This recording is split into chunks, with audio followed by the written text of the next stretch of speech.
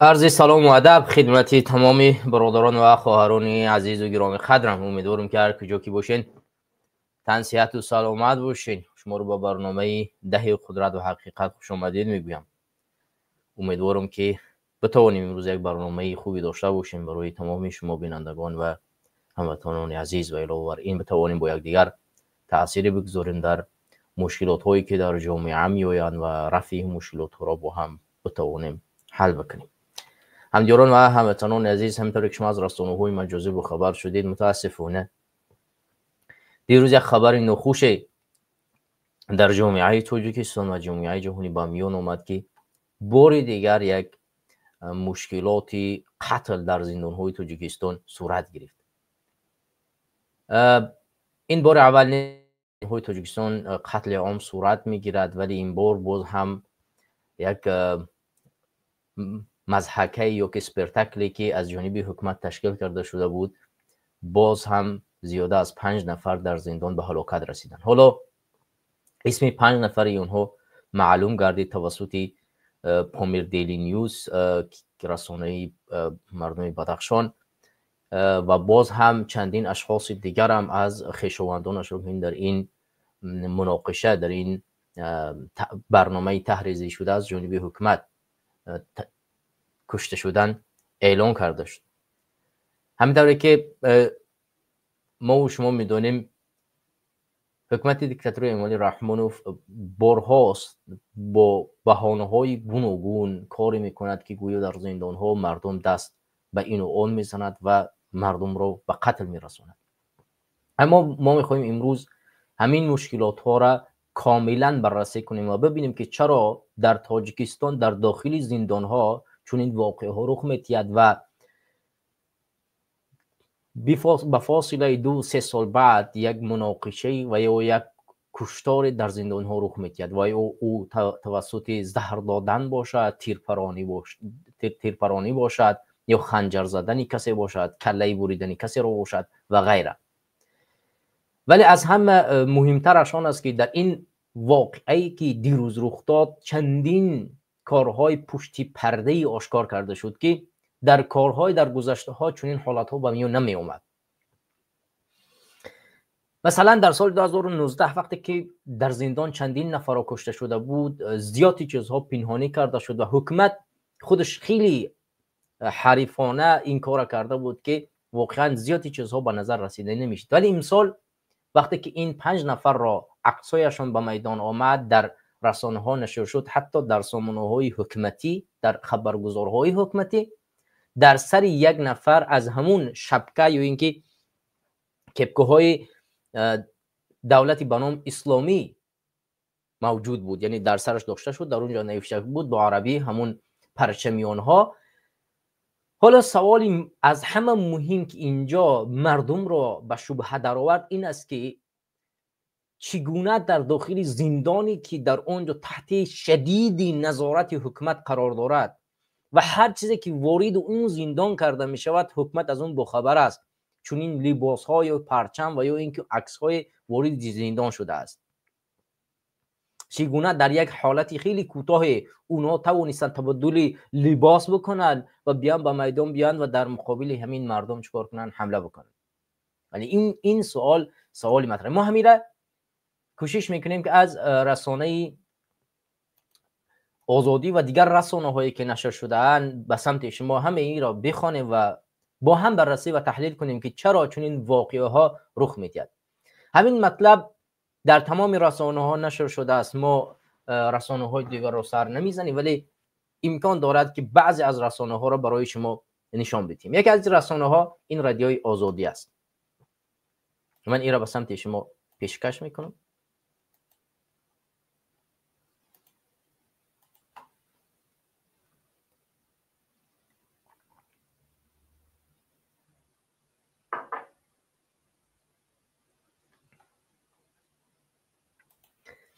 همطور که شما دوستان میبینید در این رادیو آزادی نشر شده است. ما دوامش را برای شما میخوانیم. در زندان شهری وحدت، ببخشید این من از سال 2019 آوردم، این مطلب کمک دیرتر برای شما میاریم.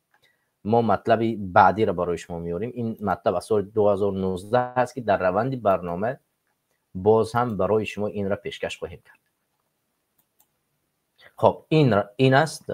بله، خیلی از شما برادران و خواهران عذر، من این برای شما پیشکش بکنم.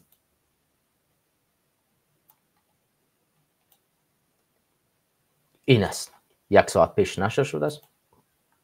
جزئیات بیشتری آشوب در زندان شهر وحدت. برادران اگر از دیدگاه خواندن من کمی امروز مشکل داشته باشم، خیلی ببخشید، چون هم لبی بالا هم لبی پایانی ما ضربه خوردگی است. از این دیدگاه امکان دارد که در روند خواندن کمی با مشکل روبرو بشم. ان شاءالله که پروردگار شفا مبتیا و ان شاءالله در برنامه‌های بعدی کوشش میکنیم که چون این مشکلات ها به میان نیاید، ولی متاسفانه دیگه این مشکلات عین حال وجود داشت و من نمیخواستم این برنامه را پیش ببرم، ولی متاسفانه این مشکلاتی که در زندان رخ داد دیگر ما را خاموش نگذاشت و مجبور شدیم که روی منبر بیایم صحبت کنیم. با گذشته 1 روز از وقوع ناآرامی در یکی از محبوسان تاجیکستان که در پی آن شماره از زندانی ها کشته و نگهبانان زخمی گشتند، مقامات بغیر از یک خبر کوتاه اطلاع دیگری ندادند. به گفته آنها چند از زندانیان بعد از ظهور 3 فوریه در مؤسسه اصلاحات رقمی 32 معروف به محبوس 6 در شهر وحدت به مقصد قتل و فرار و نگهبانان زندان حمله کردند. برای این با اطلاع رسمی آنها پیشکی ابزار حمله را آماده نمودند. در نتیجه به معلومات رسمی 3 و غیر رسمی 7 محبوس کشته شدند و کارمندان دیگر زخمی گشتند. یک افسر ریاست ادای جزا گفت که در این حمله راهبر تازه تعیین زندان شهر وحدت و معاونش شدیداً زخمی شدند. در عکس‌هایی که کاربران شبکه‌های اجتماعی نشر کردند، پیکره 5 تن دیده می شود که در صحنه محبوس آغوشته خون خوابیدند. برخی از پایگاه‌های اینترنتی در خارج کشور نام و نسب 7 تن را نشر کردند. رادیوی آزادی با نزدیکان یکی از کشتگان تماس گرفت.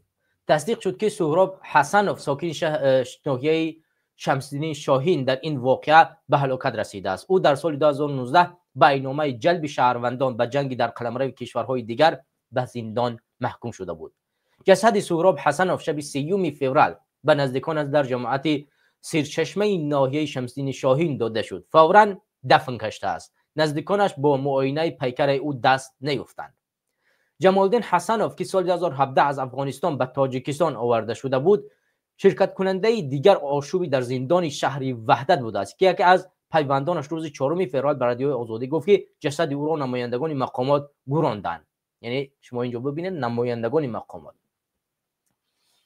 نگذاشتند که خویشاوندان جسد را بینند. حتی مادرش 10 نفر را به قبرستان راه دادند و بس 10 نفر را، یعنی حتی مادرش هم نگذاشتند، 10 نفر را به قبرستان راه دادند و تمام. گفت محبوس با شرط فاش نشدن نامش.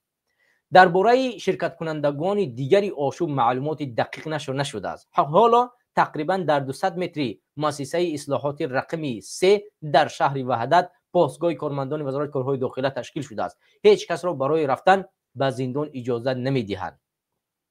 با اطلاع یک از افسران پاسگاه در پی حادثه 3 فوریه کمیسیه مشترک مقامات انتظامی تشکیل شده سبب و عامل‌های قضیه را تحقیق می‌کند.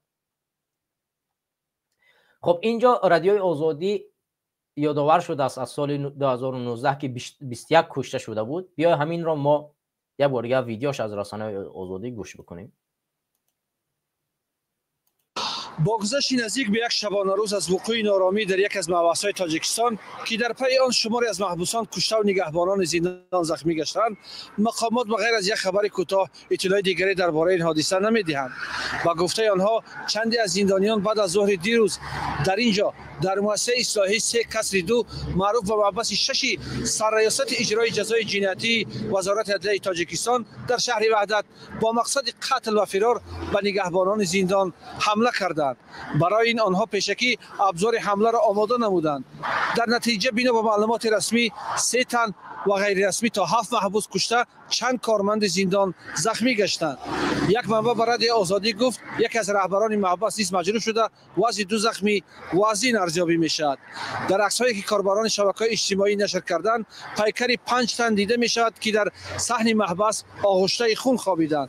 برخی از پایگاه‌های اینترنتی نامناسب 7 تن را نشر کردند. رادیو آزادی با نزدیکان یکی از کشته شدگان تماس گرفت. تصدیق شد که سهراب حسنوف ساکن دهه آدین‌نبایی ناحیه شمسین شاهین ولایت ختلان که ماه اکتبر سال 2018 بر اساس ماده‌های 401 307 و 335 کدکس جنایی و 14 سال زندان محکوم شده بود، در این واقعه کشته شده است. جسد او شب گذشته به نزدیکانش در جماعتی سرچشمه ناحیه شمسین شاهین داده شد و فوراً دفن گشته است. نزدیکانش به معاینه پیکر او دست نیافتند. درباره شرکت کنندگان دیگری آشوب معلومات دقیق نشر نشده است. حالا تقریبا در 200 متری این مؤسسه پاسگاه کارمندان وزارت کارهای داخلی تشکیل شده است که هیچ کس را برای رفتن به مؤسسه اجازت نمیدهند. با اطلاع یکی از افسران این پاسگاه، در پی حادثه دیروز کمیسیه مشترک مقامات انتظامی تشکیل شده است که حالا این کمیسیه مشغول تحقیق سبب و عامل‌های قضیه هستند. خب هموطنان عزیز، همونطوری که شما دیدید از رادیوی آزادی متاسفانه بیشتری معلومات رو با 7 نفر و بعضی از اونها 5 نفر و خودی مقامات 3 نفر کشته شدگان را نام میبرند. ولی در اینجا باید قید کنیم که برادری در اینجا منبعی که رادیوی آزادی نشر کرد، یکی از برادران نزدیک ما برادر رحمت الله که در کشور آلمان پناهنده سیاسی درخواست کرده است، یکی از نزدیکان او و یکی 2 نفر نزدیکان او متاسفانه در این حمله کشته شدند که خودشان یک مقاله را نشر کردن در سامانه فیسبوکشون که من او را به سمت شما میرسانم و رسم از برادر خودشان در اینجا گذاشتن و این ما در برنامه به پیشکش شما میگردونیم دوستان که واقعا بسیار حالت سنگینی است. که همونطور که شما میبینید این فیسبوک برادر ما رحمت الله هست و برادر رحمت الله یک عکس دیگر هم از برادرش در اینجا نشر کردن و علاوه بر این یک مقاله نوشتن که ما این مقاله را به سمت شما از سامانه برادر ما رحمت الله میخونیم و میبینیم که برادر رحمت الله در فیسبوکش آیدی کشتار و قتل برادرش و بیرحمی که از جانب حکومت دیکتاتور امالی رحمانوف صورت گرفته است نوشته است. جنایت مقامات انتظامی تاجیکستان در آشوب زندان شهر وحدت. من حسن و رحمت الله سفر مدویچ، پناهنده سیاسی در آلمان، رسما اظهار می‌دارم که برادر من حسن و سهراب سفر مدویچ به تهمت مقامات انتظامی طبق ماده 307 و 401 کد جنایتی جمهوری تاجیکستان به زندان محکوم شده بود. روز 2 فوریه 2025 در جریان آشوب در زندان شهر وحدت او با طور وحشیانه از جانب ماموران امنیتی به قتل رسانیده شد. برادر دیگری من حسن رستم که با حکم 5 سال در همین زندان نگهداری میشد به نام نشان است و ما تا حال خبر از وضع او نداریم. یعنی یک از برادرایش را به قتل رساندن و برادر دیگرش را که در داخل همین زندان است، یکی به نظر مگر اشتباه نکنم به 14 سال دیگری اینجا برادر ذکر کرده است که به 5 سال زندان محکوم شده است، اونش که بر 14 سال زندان محکوم شده است را به قتل رساندن و برادر دیگرش که 5 سال زندان است عین حال معلوم نیست که او در کجا قرار داره و هیچ اطلاع از جانب مقامات نمیگیرند. من همچون برادر و شهروند تاجیکستان به مقامات کشور و به تمام مردم تاجیک مراجعت میکنم. برادر من عضو داعش نبود. این تهمت محض و یک قتل مقصدناکی بود که تنها به خاطر فعالیت‌های سیاسی من و انتقادی من علیه حکومت دیکتاتوری رژیم خودکامه امالی رحمان عملی کرده شده است. این کشتارها با مقصد ترساندن و بستن دهان مخالفان انجام یافته است. برادر من حسن و سهراب تنها برای انتقاد خود علیه رژیم رحمان که آن را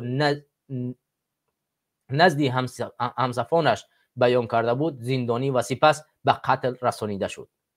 او هیچ ارتباط به گروه‌های تروریستی نداشت، بلکه یک شخص مؤمن و پیرو مذهب امام اعظم بود که از ظلم قتل و کشتار بیزار بود.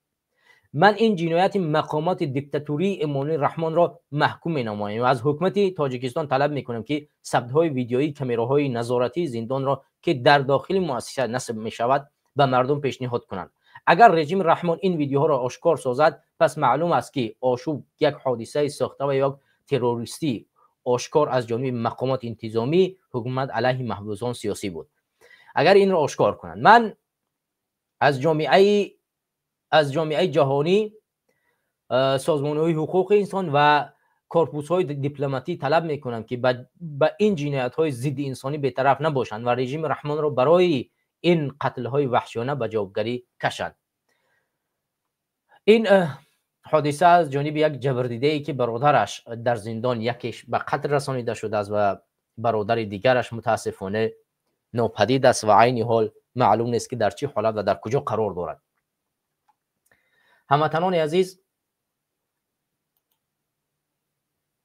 من از اینجا به برادرمون رحمت الله که در این مشکلات سخت، در این کشتار برادرشون به خطر رسیده است، همدردی بیان میکنم و از تمامی فرزندان جسور این وطن که در خارج کشور قرار دارن و مبارزه میبرن عذر میپرسیم که ما متاسفانه با ضعفی که داریم، با ناتوانی که داریم، نتوانستیم تا امروز این ظلم ستمی که در داخل وطن ما هست اون را از بین ببریم و سری راه این قتل و کشتار را بگیریم که برادر تو متاسفانه قربانی همین ظلم و ستم دیکتاتوری امالی رحمانوف شد. یکی از سبب‌های این ظلم و ستمی حکومت دیکتاتوری امالی رحمانوف همه ما شهروندان تاجیکستان از جمله مخالفان سیاسی که سالهاست در مقابل همین دیکتاتور مبارزه میبریم هستیم و که نتوانستیم تا امروز عمل انجام بدیم که ضد چنین یعنی سر راهی چنین عملهای تروریستی رو بگیرد. یعنی حکومت رو که از بین اگر می بردیم، برنامه‌های نقشه‌های دقیقی می‌کشیدیم، چنین مشکلات ها به میان نمی اومد و یک حکومت مردمی در تاجیکستان می بود. به همین خاطر ما هم حکومت که در قتل دست دارد و ما همه مبارزان مردم تاجیکستان که سری راه این ظلم را نگرفتیم که چنین قتل ها صورت میگیرد گناهگار هستیم. به همین خاطر از شما بخشش میپرسیم و همدردی ما را قبول کنید و باید وعده بدهیم که با تمام کوشش و تلاش، با تمام نیرو در مقابل این حکومت ها مبارزه میبریم تا اینی که چنین ظلم ها در آینده صورت نگیرد. این کارها باید یک راه، یک گام باشد برای تمام مردم مسلمان تاجیکستان که بر بخیزند در مقابل چنین ستم و ظلم. حالا چند مطلب دیگر را در اینجا من میخواهم خدمت شما عرض بدارم دوستان و هموطنان عزیز. همینطوری که شما دیدید برادر رحمت الله، من در اینجا اگر فکر نکنم که فیسبوک بلاگ نکند، چندین عکس را نشر کردن. من کوشش نمیکنم عکس ها رو برای شما باز کنم که خب دیگه یوتیوب ما را بلاگ نکنن. همینطوری که شما میبینید چندین عکس های وحشتناک از جانب یعنی رسانه های مجازی از همین داخل زندان نشر شد که دیده می شود چندین 5 جسد غوشته خون در همین زندان ها قرار دارند در میدان زندان و این از توسط یک رسانه دیگری نشر شد که 5 نفر نام و نسبش یعنی 7 نفر نام و نسبش که در اینجا به قتل رسانیده شدن اسمشان ذکر شده است. یعنی نوشته شده است که اینها کسانی هستند که در زندانی شهر وحدت روزی، حالا اینا روزی سیوم میگن، برادر ما رحمت الله این را گفت که روزی دوم صورت گرفته است، چون اون نزدیکش در اونجا کشته شده است، میتونه که معلومات بیشتری در دستش باشد.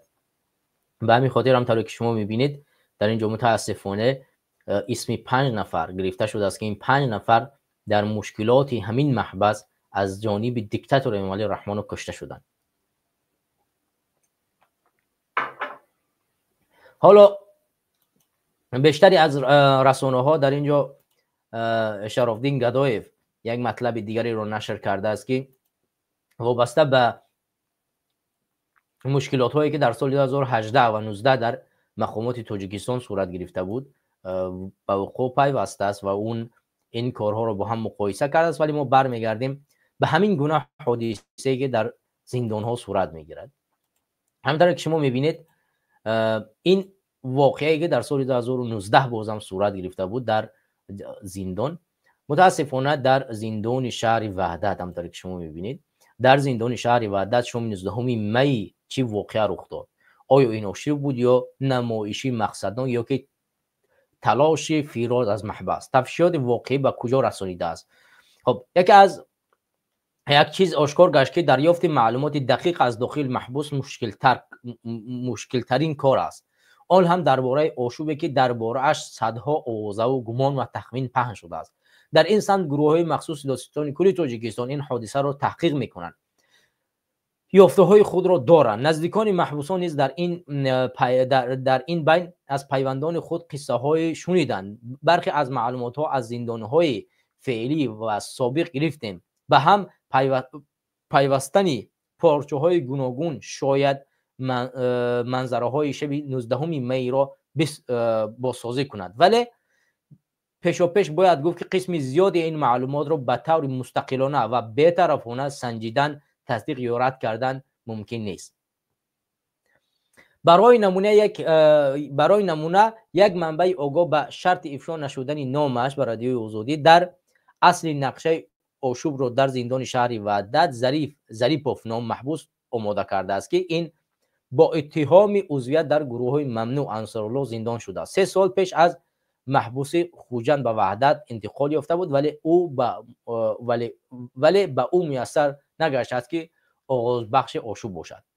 به جای او آشوب را محمدالله شریفوف، سعدالله کزکوف و روح‌الله حسنوف 3 محبوسی آغاز کردند که با اتهام عضویت در سازمان تندروی دولت اسلامی در زندان بودند. عضویت آنها در گروه‌های و ریزا بودنشان به حکم دادگاه‌های دسترس نگشته است. بهروز گلمراد و پسر گلمراد حلیم و پلکونیک فراری تاجیک و فخرالدین گلوف از نزدیکان او نفران دوم بودند که با آنها پیوستند و در صف پیش آشوب قرار گرفتند. این هم معلوم نیست که روز آشوب به 19 می تعیین شده بود یا حادثه ناگهانی روندی واقعی را بداهتاً به چرخش آورد. خب ساعت 19:20 محبوسان از جمله محمودالله شریفوف، سعدالله کزی و روح‌الله حسنوف در خیلمچک، جایی که محبوسان برای خود خوراک آماده میکنند، ظاهراً برای افطار آمادگی میدیدند. بهران‌الدین مرادوف، عبدالجبار حلیموف و محمود اسایف 3 ناظر زندان آنها را نظارت میکردند. همین لحظه میان یکی از آنها 3 محبوس به ناظر به سر ساعت آغاز ز افطار بحث صورت میگیرد. محمدالله شریفوف، سعدالله کزک و روح‌الله حسنوف به کارهایی که علیه در خلبانی پنهان کرده بودند به 3 ناظر حمله می‌آورند و دیگران را نیز دعوت میکنند. این 3 نفر با اتهام قصد پیوستن به داعش ماده 348 گناهکار دانسته میشدند. از جمله روح‌الله حسنوف در شهر بیشکک قرقیزستان قبل از پرواز به ترکیه بازداشت شده بود. پدر او در شهر وحدت مغازه دارد و سطح زندگی آنها خوب ارزیابی می شود. حسنوف سال 2016 به مهلت 12 سال حکم زندان گرفته بود. تنها دادن او به عیبنامه معلوم نیست.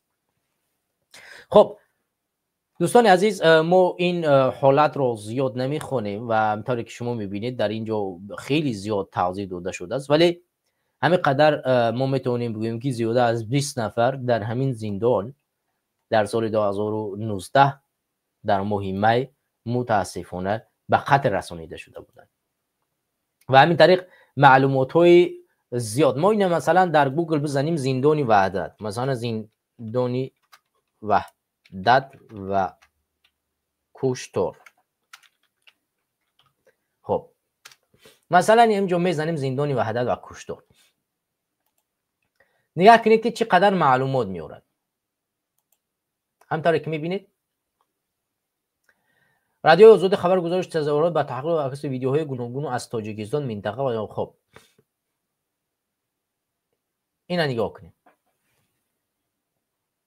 این از زندانی وحدت، نوار از رادیو آزادی. I would say the slow movie. بگویی 19 می به عبدالکریم حلیموف کلینش زنگ زده گفته است در حدود زندان معلوم و کیرپیچنی ناحیه وحدت تیرپرانی شنیده است. ما نمیدونستیم. من شب ساعت 12:25 تا گذشته بود که اویلش تلفنم کرد که گفت که همین ترمز تیرشا پای بیا همین یک بلو کنیم یک اون جایگاه بگذاریم که همینجا هم خیلی وضعیت هست. عبدالجبار پسر عبدالکریم حلیموف زندانبان بود و آن لحظه نمیدانست که پسرش را کشتند. حادثه ما ساعتای 3 بود مثلا که زنگ تقایم که مثلا می چیکه پیشتگه که بلنسش کردگن جوی کرشته. جسد مایور عبدالجبار حلیموف را 20 می در زادگاهش ناحیه مؤمن‌آباد به خاک سپردند. نزدیکان این افسر میت 36 ساله به رادیو آزادی گفتند او کار در زندان را نمیپسندید. گفتم که چرا خیلی همینجا وقت چی نیست، ما باید اگه جایگاه بگذارم. از عبدالجبار حلیموف 3 فرزند یتیم مانده است. پدر او به مقامات ناظر زندان ها سوال دارد. خیلی گم زده بچه‌م. همونجا همش هم خیلی آدم هست. چی در کنم را برآوردن نمازخوانی همون چی در کنم زمانده. شب 19 می در زندان ناحیه وحدت به گفت مقامات محبوسین آشوب برداشتند. در این آشوب 3 افسر و 29 زندانی کشته شد. مقامات گفتند زندانی ها میخواستند فرار کنند. خب برادر خوش اومدی برادر غرم.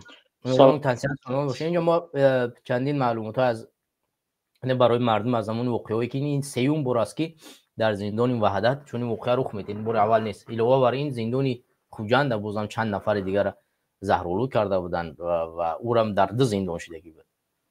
برای همین این برادر ما بازم رحمت الله این یک برادرش از دست داد و مشکلات دیگری که پیش اومد. بفرما اگر چه گفتنی باشه مرحمت ان شاء الله که بعد با برنامه را ادامه میدیم.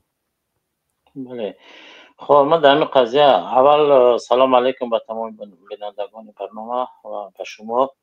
خب نسبت به این قضیه من گفتنی هستم که انشالله این قضیه دیده و دانسته این برای هدفمندانه این کار کردگی است. این طرف حکومت تحریزی شدگی است. خب این همین به فکر من این حکومت مشروعیت شبه از دست دادگی است. یک حکومت نامشروع، حکومت ناعهده‌برا هر یک کاری که میکنه به ضد ملت کرده شده است. هدفهای شخصی خودش پیش گرفته. مثال برای ما را مجازات کردن، خش تبار ما را مجازات کردن، مثال همه هدفهای خودش پیش راه گرفته است. خب این حکومت نامشروع باید که خاتمه عمل عمر این به آخر رسیده است. انشاءالله ما این انتقام رو میگیریم. خب همدردی خود همینجا و برادر رحمت الله و دیگر برادرانی که خش تبارشون همینجا شهید شدن خب اظهار تسلیت میکنیم. صبر جمیل و از خداوند جایگاه جنت الفردوس در حق آنها خواهد داریم. برادر یک مشکلی که وجود داره که همین مثلا ما اگر نگاه کنیم به این حالاتو این بار یعنی یک واقعه باید یک اسپیرتاکل 1 بار باشد 2 بار باشد مثلا 3 بار باشد ولی همین واقعه در زندان واقعا زد صورت میگیرد. مثلا زیادی از رسانه ها به این حالت مثلا چه میکنن که حکومت دیکتاتوری امالی رحمانوف یکی از سبب‌هایی که همین کارها رو انجام میدهد مبلغ گرفتن از خارج است. یعنی اگر حکومت دیکتاتوری امالی رحمانوف یک بهانه‌ای نداشته باشد که در اودیکیبی در امریکا، آلمان و دیگر سازمان‌ها و کشورهایی که مبلغ گذاری میکنن یک واقعه را نشان ندهد پل در نمیآورد. یعنی به همین کار مثلا دیروزم تیمور ورقی یک مقاله نشر کرده بود. در اون مقاله تقریبا نوشته بود که زیاده از 1 تریلیون یا که چند قدره اگر از روز استقلالیت تاجیکستان تا حاضر امریکا فقط به تاجیکستان کمک کردگی است. یعنی همه این کمک ها تقریبا یعنی 90% در مقابل همین تروریسم پیش نشد. حالا مثلا واقعه حتی در روز چندین مثال آوردن که واقعه سال 2010 در غرم یا واقعه مثلا به دقیقان 2012 و دیگه واقعه هایی که به تروریست جنایت بود 2021 و این واقعه دیگر همه این واقعه ها یکی از سبب‌هاش و تشکیل کردنش به خاطر همین است که باید از خارج کشور حکومت دیکتاتوری سرمایه بگیرن. خودت چی فکر داری؟ آیا تو جای این حقیقت داره و چه چیزی دیگه از دید خودت میتونه بیشتر چی باشه؟ بله من موافقم در به خاطر چی؟ به خاطر که مثال باید که نشان بده که در وطن ما تا حال تروریست های مثال نهضتی هستند، خب تروریست های داعشی هستند، از کجا همه امبلم چی در پیشانی آنها آوردن، در یک زمان کردن پیوست کردن که اینها داعشی هستند، بیرق داعش آوردن در پیش همه بیچاره های همه در پیشانی همه فوتیدگان شهیدان وای کردن، اویزان کردن که اینو چیان. مثال اگر از خود این مثال از همه اولاد اگر همه مثال برادر رحمتی الله بگیریم، اگر داعشی شیدنی میشید بل فرضی محال همه رحمتی الله داعشی میشید، نه که همین برادر که داعشی نیست برای یگانه آدم سیاسی هست. برای چی این نشد یک آدمی که یا برادرش که در درون ترمای با کدام سبب‌های دیگر مثال تهمت بهتان یا که انتقاد گرفتن از همین برادر به خاطر فعالیت‌های سیاسیش برادر ای را گرفتن و کردن، با امروز نقضت کرده شدن همین برادر و واسطه دیگر برادرش. مثال این هدفمندانه هستند. خب این هم وجود داره، این 100% معلوم است که نگاه کنه جامعه جهانی که تا حال همین گروه های تروریستی در داخل ما وجود دارند، پشتیبانی از خارج دارند به یک حساب. خب اینها را باید شما ما را مبلغ گذاری کنه که ما بازید اینها وکنه و این با چند مدت عمر همه حکومت مثال با دوامدار میکنه همه حکومت اینو مشروع. من فکر میکنم که این حالت چند واقعه دیگر هم در بر داره. مثلا نه تنها یک دیدی خارجی، من فکر میکنم دیدی داخلی هم داره. مثلا در دیدگاه اگر داخلی نظر کنیم، مثلا رحمانوف هدفش ترسانیدن مردم است تا حکومت در دستش نگاه بداره. یکی از سبب ها این کشتار مردم، قتل کردن، بردن، همین ظلم زیاد کردن و وحشانیت وارد کردن در داخل چشم مردم است. مثلا حرف میزنه زندانت میکنه، در زندان میکشد، زبون باز کرده یا تهدیدت میکنه تا اینه که مردم جرأت نکنن در مقابل چنین یک حاکمیت حرف بزنن. مثلا مردم بدخشان وقتی صدا بلند کردن چیکار شو کرد؟ قسمتش زندان کرد، قسمت دیگه‌اش در همونجا کشت، قسمت دیگه‌اش فرار کرد، یعنی گریزون شد، نیمگش ریخته از طرف کشور همسایه، نیمگش امروز در اروپا، نیمگش در روسیه و از همونجا زنده میارد.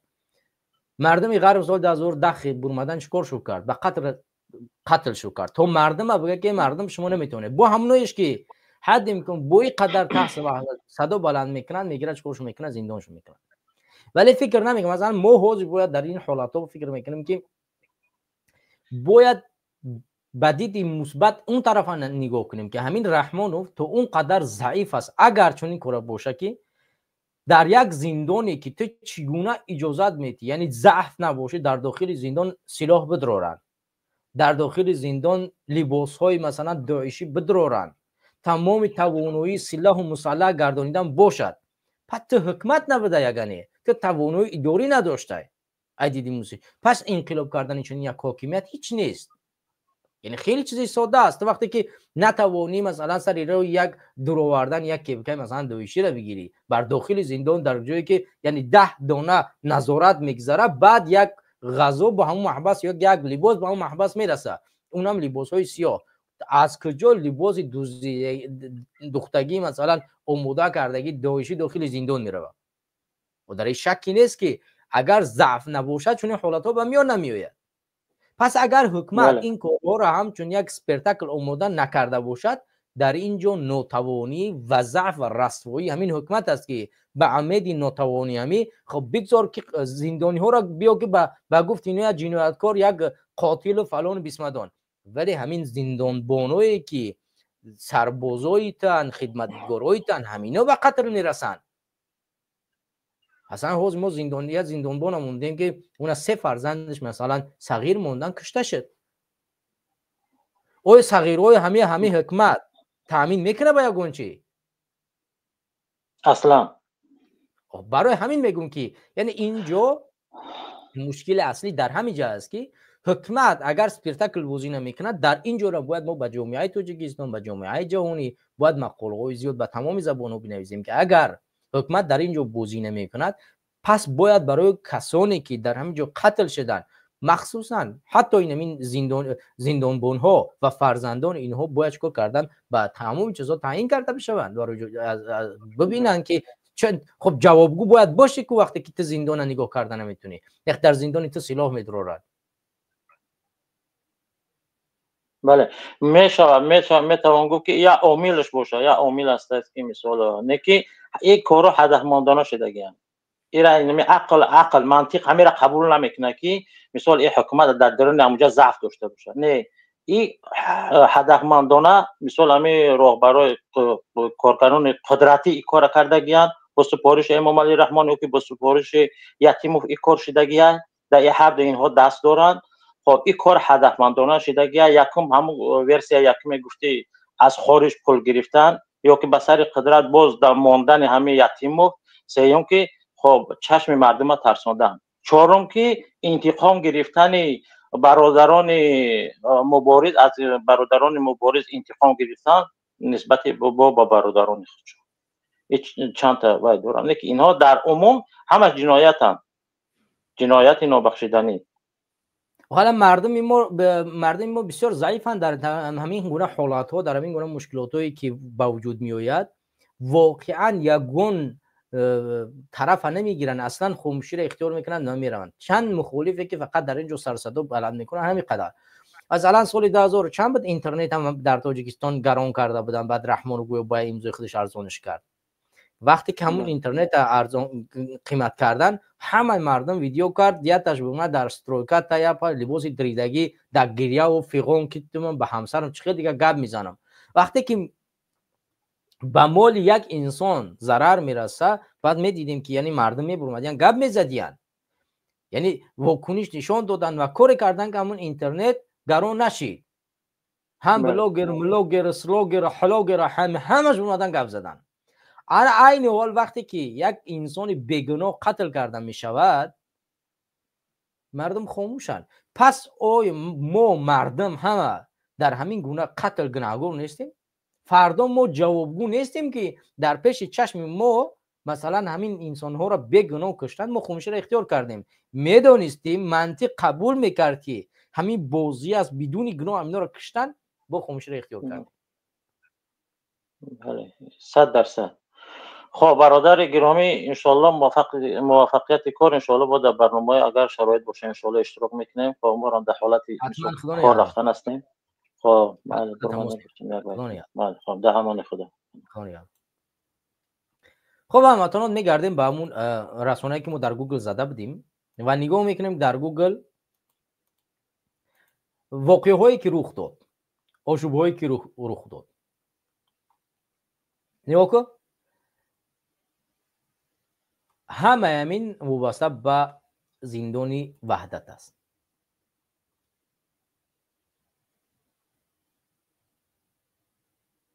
در 2019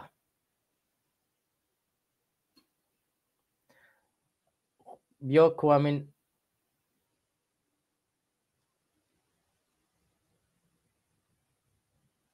این رسانه ها را ما در عموم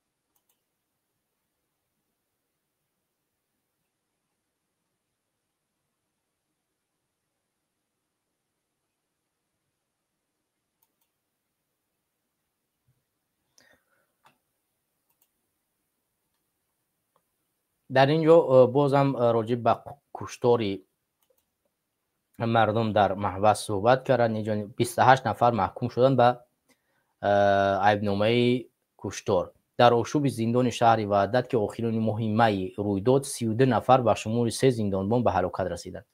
شما ببینید 32 نفر در زندان شهر وحدت در سال 2019 مهمه به قتل رسیدند. همینطور در خوجند زیاده نمیفهم از 50 نفر محبوسی زهر داده شده بودند. اونها هم از همون چارچوب زهر، همون زهری که براشون دادن یا اینکه به گفتی حکومت از همون نانی که خوردن نان زهرآلود بود یا اینکه پنک دمیده بود به اصطلاح اونها جان باختن. برادر ریولوسیونر بفرما. السلام علیکم و رحمت الله و علیکم السلام. و علیکم السلام برادر، خوب هستین؟ سلام رحمت برادر جان، امیدوارم که شما هم خوب هستید.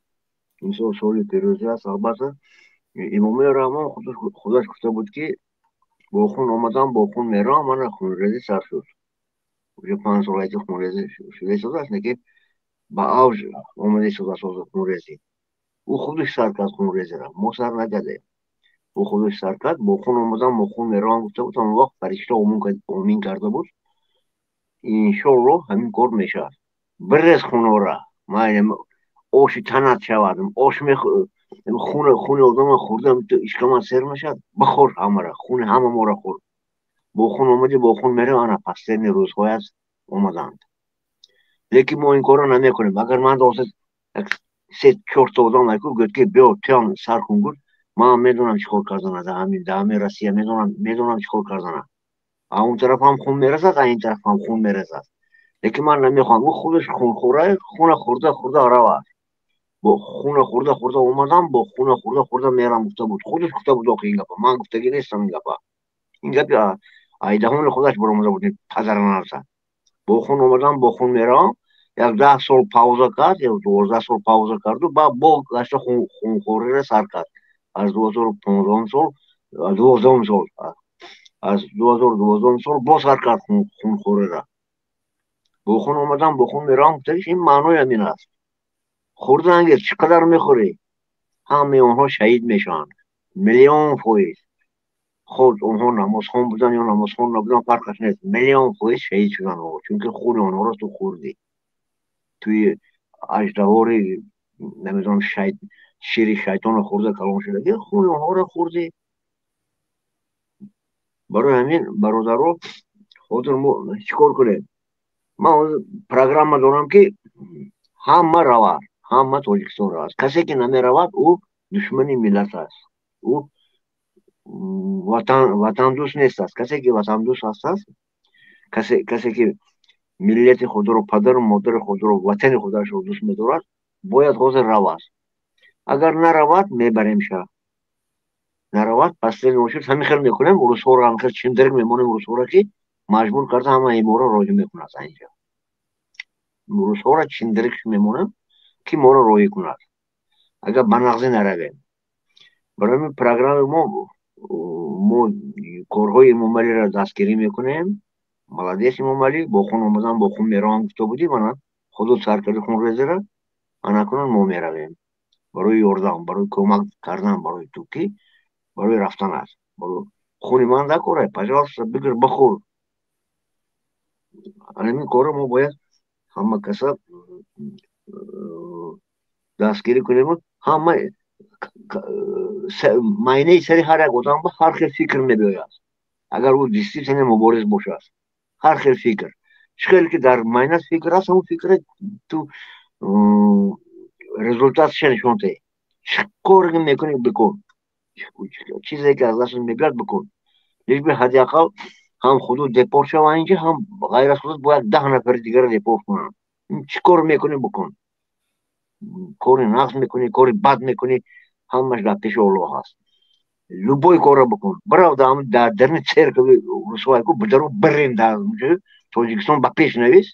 نگاه کن چند هزار تاجیک دپورت میکنن اینجا. نسام دلی بخشش پرت برد از همون چرک رسوایی که من مجبور بودم که این کار کردم. من این کار کردم نمیخواستم، من مجبور شدم. شما مرا دپورت نمیکنید، شما مرا رنگ غلام نگاه داشته سازید. برای همین میبخشید من این کار کردم برای اون که همه ما شما دپورت نیست. همین یک روحی برگشتن با وطن. اگر امروز میریم پگاه میریم بگیم که لبوی تاجیکستان 100,000 معاش دکو вообще تاجیکستان نمیره. عموما ای خاطرش میبره تاجیکستان برای پول شده. غلام همینده غلام دما او خودش میتی خوراکش میتی کار کردن نگرده در خونه او. برای این کار کردن هم مرا بردن دکو یا خودت نرفت تاجیکستان بر حداقل یک 10 نفر بر مجبور کن که بروا گیر دکومنتاشو درگیرون پارتام لبوی تاجیک دکومنتش بگیر یوب اگر که اوسак будусу در این پیشکش بزن سوزات برادم دکومنتش مجبور او تاجیکستان میره уже нелегал میشه تاجیکستان میبرنش. همین خیلی کردم ما باید количествоی جوانمردای در تاجیکستان از 200,000 زیاد کنیم. اوز در تاجیکستان چولو کمپیر است و کودک است. 80% چولو کمپیر و کودک است. 20% چوپلوس و پوپلوس و ملیسای دیگر مثال آدمی دپورت شده است. ما باید 80% هم دپورت شده رو کنیم. کسی که دپورت میشد میرد خواهی نخواهی انقلاب میشد. داشتیم محمد اقبال یا که حسین نشورов یا که عبیدالله برچیک سعیدی لباید برامده در کار نمو به انقلاب بیام کو وقتی که همه دپورت میشه میره کو انا خیلی انقلاب میشه که تو دیوانه هم میشی.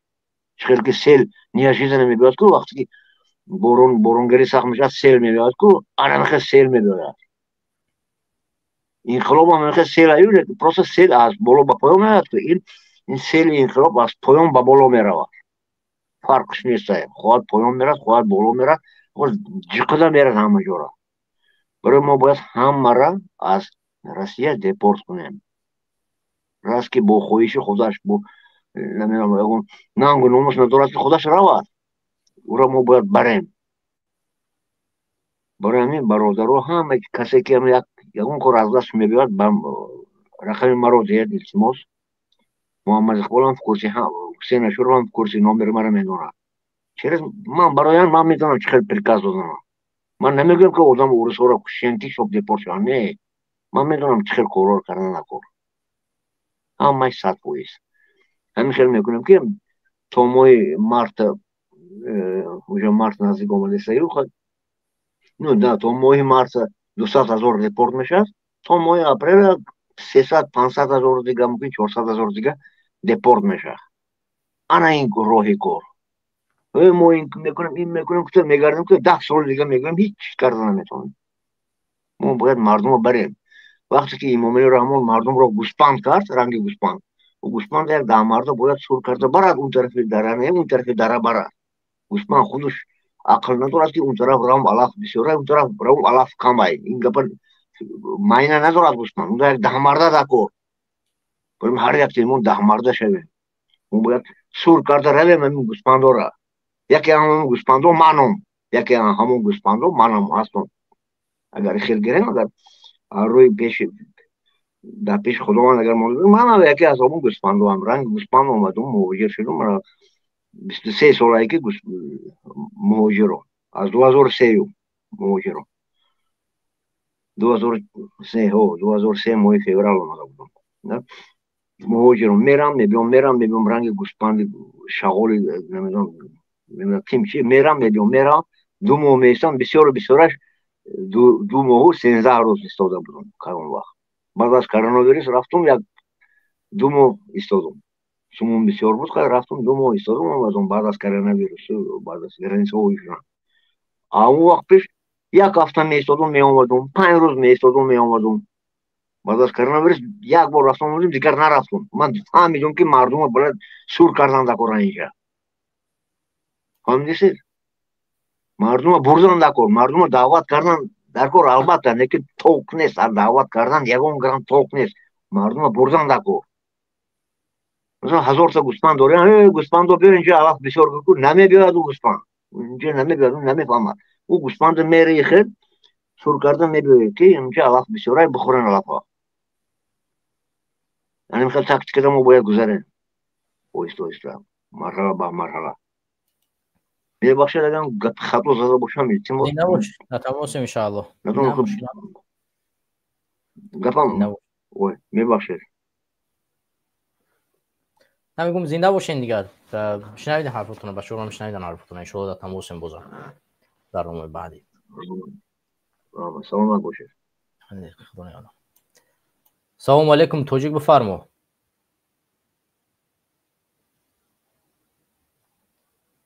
توجیک آواز ما رو میفهمین شما خب برمیگردیم دوستان گرامی و هموطنان عزیز به موضوع برنامه و همطور که شما میدونید دوستان گرامی و هموطنان عزیز حکومت دیکتاتوری امالی رحمان برهوست در زندان‌های تاجیکستان کشتار خلق رو تحریزی میکند و چندین نفر رو در اینجا قربانی میکند. امسال هم همین ماه یعنی روز دوم بعضی از رسانه ها روز سیوم یا که منبع ها روز سیوم در زندان شهریوردی تاجیکستان بازم کشتار صورت گرفت که در اینجا با اطلاعاتی که صورت گرفت 7 نفر یا اینکه بعضی ها 5 نفر به قتل رسیدن. یکی از اون اشخاص نزدیکی یعنی برادری یکی از مبارزان است که در این قتل کشتار کشته شد. همداران و هموطنان عزیز چند نکته را جای دارد که در اینجا ذکر کنیم که این کشتارها چند سبب دارد. سبب اول این میتواند ترساندن مردم تاجیکستان به همین توسط همین قتل ها و کشتارها باشد که اگر شما ببینید مثلا واقعه های وحشت هایی که در زندان ها انجام داده می شود و شما می ترسید که در مقابل همین حکومت و ناراضیتی بکنید. این یکی از سبب هاش. سبب دیگه حتی صدا باید بلند نکنید. اگر شما صدا بلند کردید شما رو محکوم میکنند، میزنند، شکنجه میکنند، میکشند و به زندان هم که آوردن یگون گارانتی یگون دلیل وجود ندارد که شما در آینده کشته میشوید یا نمیشه.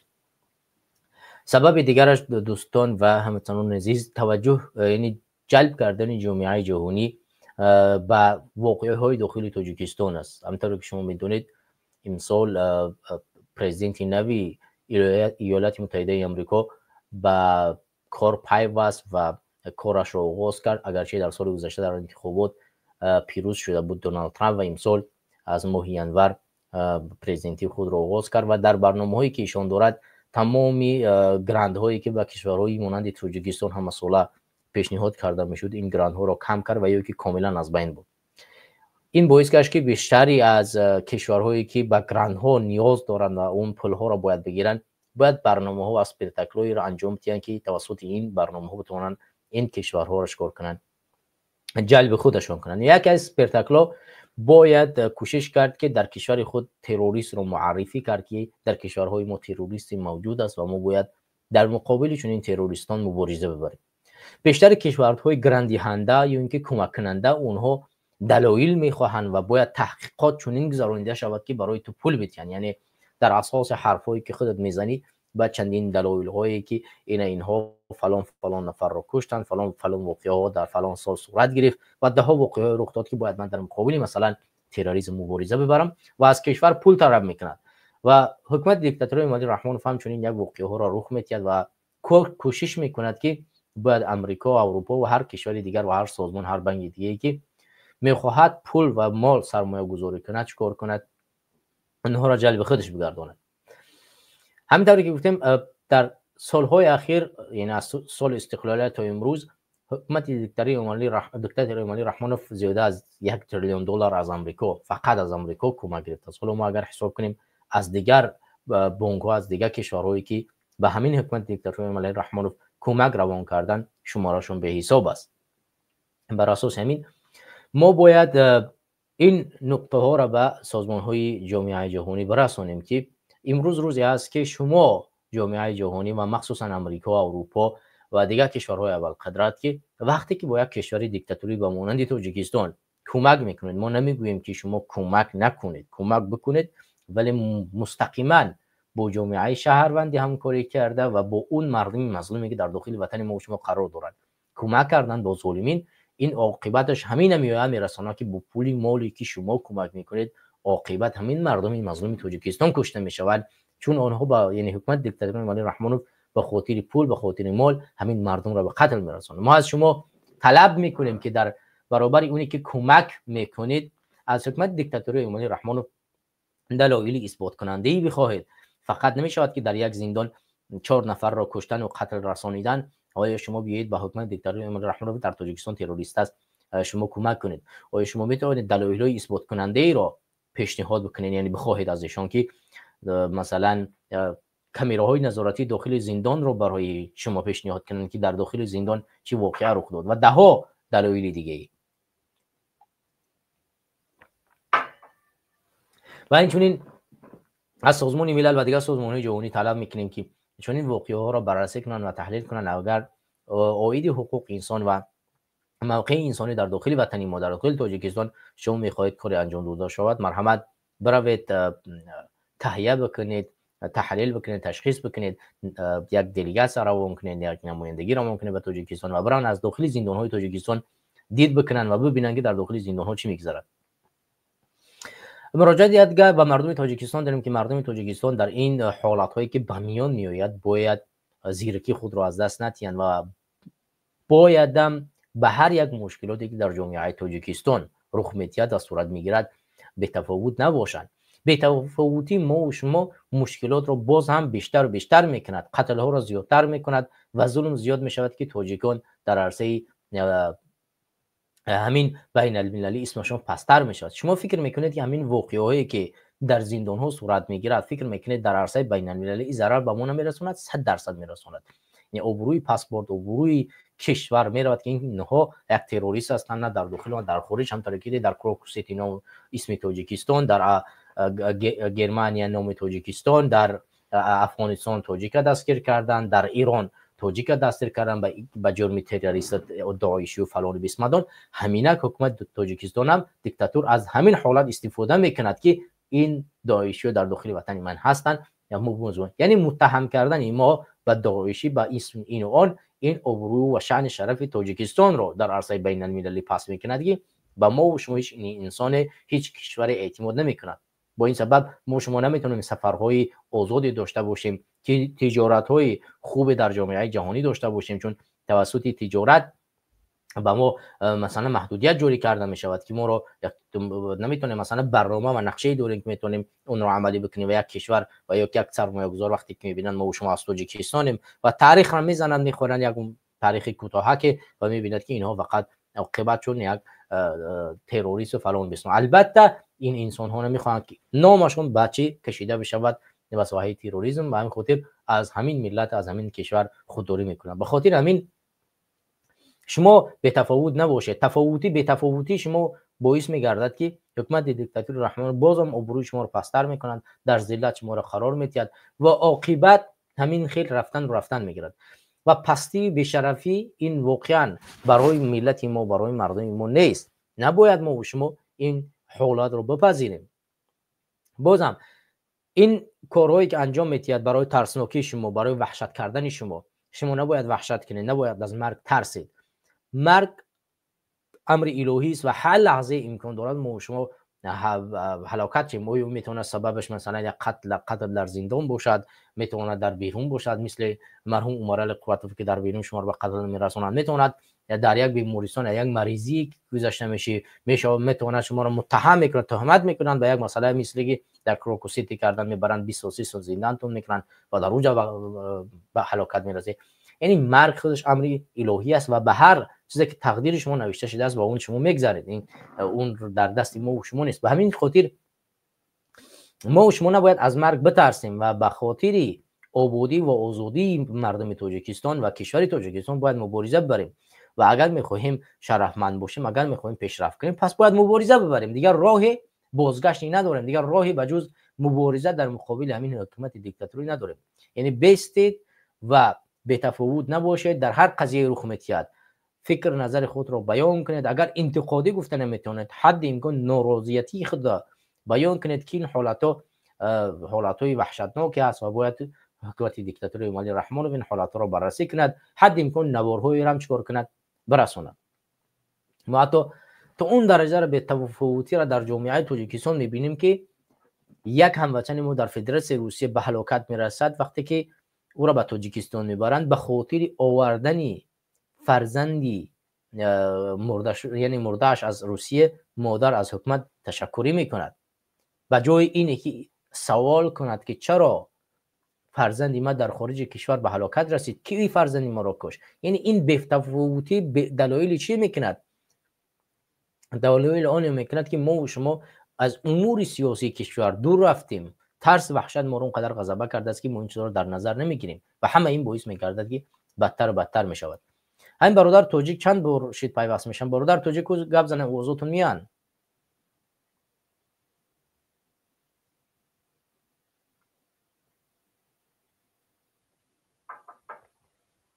برادر توجیک اوضاع نیستن. توجیک الو صداتون نیست.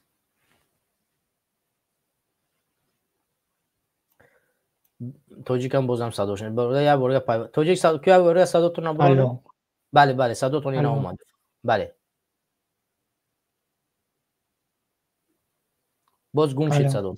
بله بله حضور صداتون هست، گپ زنین.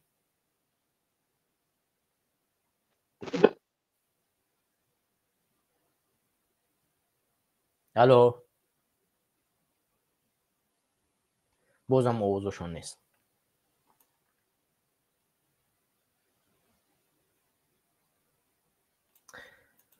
برادر توجیک دیم بارا کو بفرمایین. الو صداشون نیست. خب همدیران و هموطنان عزیز و گرامی قدرم، متاسفانه خاموشی ما و شما، به تفاوتی ما و شما باعث می‌گردد که هزارها مادر تاجیکستانی امروز با اشک زیاد، با غم اندوهی عمیقی امروز گرفتار شود و در داخل خانه بشیند و گریه کند. همین روز دور نیست که به سر خانواده شما بیاید. به همین خاطر باید ما و شما از این روز شروع کنیم به مبارزه بردن با هر طریقی که نباشد. بیدار کردن جامعه تاجیکستان، دادن آگاهی سیاسی، خودآگاهی ملی بسیار مهم است و آموزاندن دین با مردم. این چیزها بسیار برای مردم تاجیکستان یک چیز مهمی است که مردم از اخلاق، از گفتار، از سیاست دولت داری، از این حالات ها بخبر میشوند و نمیگذارند که این ظلم بلوغ و صورت بگیرد. اگر شما امروز ترس دارید، مردم رو آگاه کنید حد امکان از این ناعدالتی هایی که در تاجیکستان میگذرد و آگاهی سیاسی برایشان بدید که شما جزئی همین دولت و همین ملت هستید و نباید خاموشی را اختیار کنید. و اگر شما خاموشی را اختیار کردید، بدونید که آینده همین حکومت دیکتاتوری چیکار میکنه؟ شما رو به قتل میرسونه.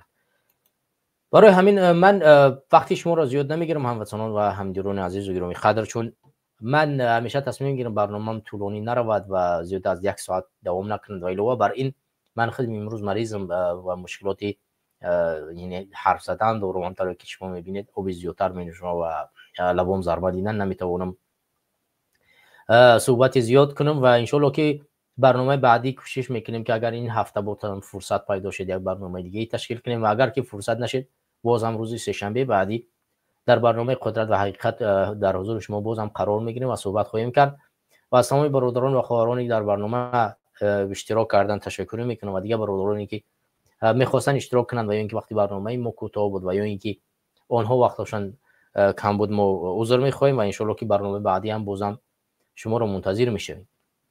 باقی شما رو به خدا میسپاریم تا برنامه بعدی. پروردگار همه شما رو حفظ امان باشد و الله متعال برای این ملت مظلوم تاجیک به عنایت فرماید، ارزانی دارد این خیر و سخاوت و امنیت رو که ملت تاجیک از این ظلم و ستم دیکتاتوری امامی رحمان رها بیابد و با اون شرفمندی و اون راهی درستی که پروردگار متعال اون رو درست‌تر می‌شمارد برای ما و شما، برای مردم شریف تاجیکستان عنایت بفرمایید. چون امروز ما میدونیم که مردم مظلوم تاجیکستان متاسفانه در سخت‌ترین ذلت قرار دارند، همونطوری که بیشتر از بزرگانی مردمی تاجیک و عالمان دین هم اشاره کردند به این نقطه که امروز واقعا کشورهای حتی جنگ زده‌ای که در مقابل دشمنان می‌جنگند شرفتر شدن، پیشرفت کردن و شرف بیشتری دارند و در برای دفاع خودشان، ولی امروز ملت مظلوم تاجیکستان متاسفانه دست برداشتن از دفاع و در گرفتار ظلم و استبداد حکومت دیکتاتوری امامی رحمانوف شدن که نه شرف، نه ناموس، نه حیا و هیچ چیزشون باقی نمانده است و اگر این گونه ادامه کند کار بزیدتر میشد. ما دعا میکنیم که پروردگار مردم ما را با حیا بگرداند، با شرفشون بگرداند، با بیداری دینی، بیداری اخلاقی را برای اونها ارزانی بدارد و کاری کند که در آینده این مردم، این ملت پرچم بردان این دین و این فرهنگ و این دین باشند. پروردگار همه ما و شما را برای راست هدایت بفرماید. شما را به خدا میسپارم تا برنامه‌های بعدی. السلام علیکم و رحمت الله.